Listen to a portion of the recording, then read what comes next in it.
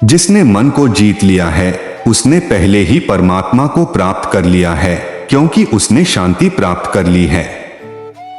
ऐसे मनुष्य के लिए सुख दुख, सर्दी गर्मी और मान अपमान एक से है। जो दान कर्तव्य समझकर बिना किसी संकोच के किसी जरूरतमंद व्यक्ति को दिया जाए वह सात्विक माना जाता है। ईश्वर, ब्राह्मणों, गुरु, माता पिता जैसे गुरुजनों की पूजा करना तथा पवित्रता, सरलता, ब्रह्मचर्य और अहिंसा ही शारीरिक तपस्या है। भगवद गीता के अनुसार नरक के 3 द्वार होते हैं, वासना, क्रोध और लालच। भविष्य का दूसरा नाम है संघर्ष। हे अर्जुन, परमेश्वर प्रत्येक जीव के हृदय में स्थित है। हे अर्जुन, जो बहुत खाता है या कम खाता है, जो ज्यादा सोता है या कम सोता है, वह कभी भी योगी नहीं बन सकता। जो मुझे सब जगह देखता है और सब कुछ मुझ में देखता है, उसके लिए न तो मैं कभी अदृश्य होता हूं और न वह मेरे लिए अदृश्य होता है। मैं हर जीव के हृदय में परमात्मा स्वरूप स्थित हूं। जैसे ही कोई किसी देवता की पूजा करने की इच्छा करता है, मैं उसकी श्रद्धा को स्थिर करता हूं, जिससे वह उसी विशेष देवता की भक्ति कर सके। जो महापुरुष मन की सब इच्छाओं को त्याग देता है और अपने आप ही में प्रसन्न रहता है, उसको निश्चल बुद्धि कहते हैं।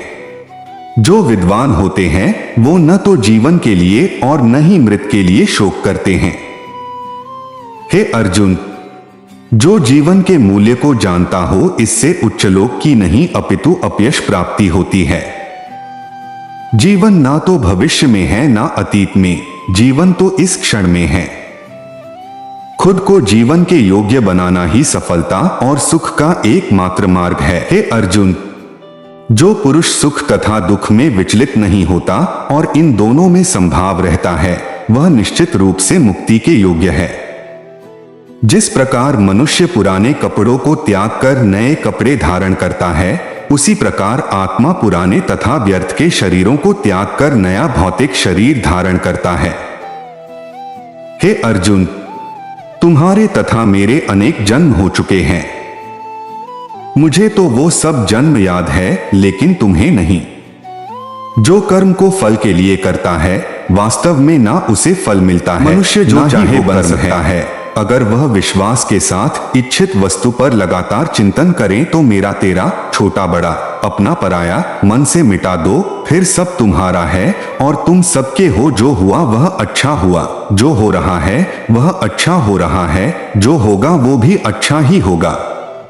अगर कोई प्रेम और भक्ति के साथ मुझे पत्र, फूल, फल या जल प्रदान करता है तो मैं उसे स्वीकार करता हूँ।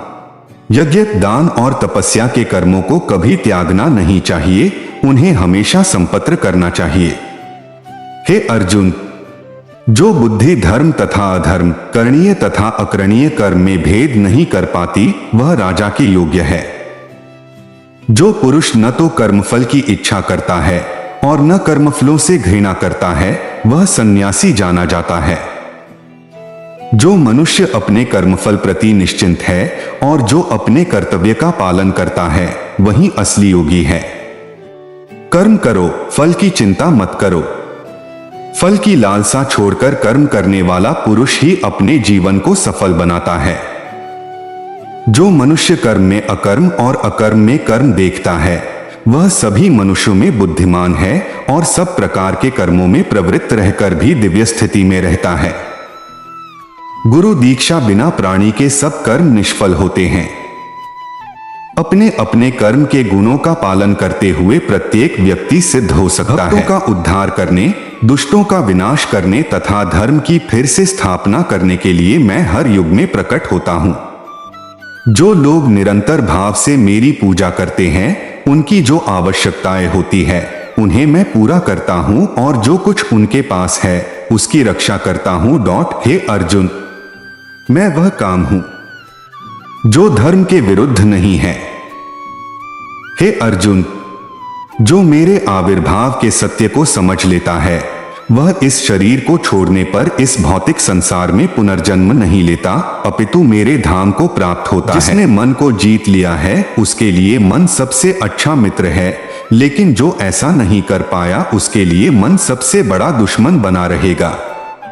मैं ही लक्ष्य, पालनकर्ता, स्वामी, साक्षी, धाम, शरण स्थली तथा अत्यंत प्रिय मित्र हूं।